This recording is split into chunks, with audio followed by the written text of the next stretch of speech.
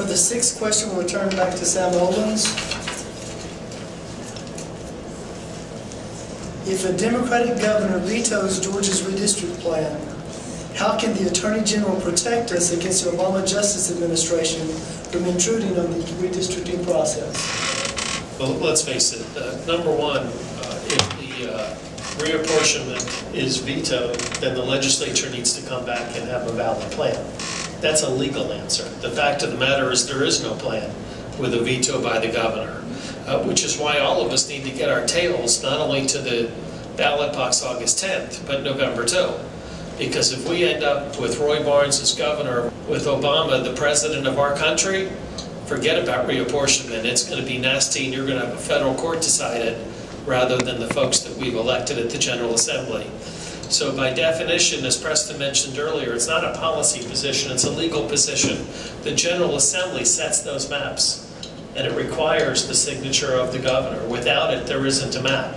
So it is essential that we all assure that whether it's Karen, whether it's Nathan, whoever it is, as Ethan said before, we better be really working hard for them so that Roy is not the governor next year. Here's what I believe about redistricting: the process of drawing maps where people elect their state house, state senate, and United States Congress members. If good government is happening, if people are responsive to the constituents that elected them, and they are doing what they said they would do in office when they ran for office, then it wouldn't matter if you laid a waffle iron grid over the state. People would re-elect them to office because they would see them serving and see them performing good government.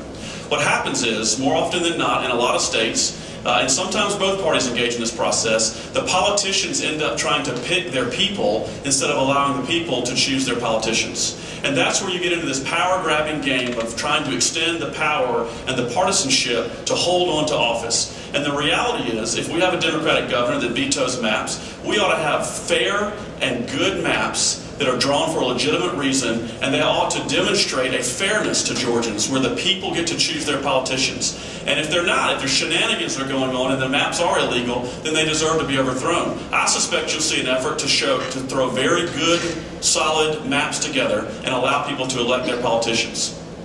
You know, when Roy was the governor last time with reapportionment, my county, which has the number of people to have one congressman, was going to have 4.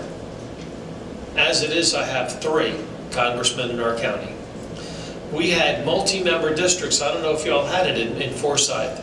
We had multi-member districts where sometimes 3 and sometimes 4 representatives represented this huge area where they could maximize the number of Democratic votes going across railroad ties, etc., to do the votes.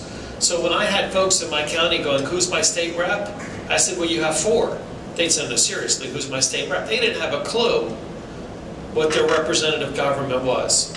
So it is essential that you have commonalities of interest, but it's essential also that you treat people fairly. And that is the way we've last done it in the state. And it's the way we need to do it come next year at the legislature. And what I would add to that is that I've actually served in office, and I was elected to a district that was reapportioned to protect a Democrat.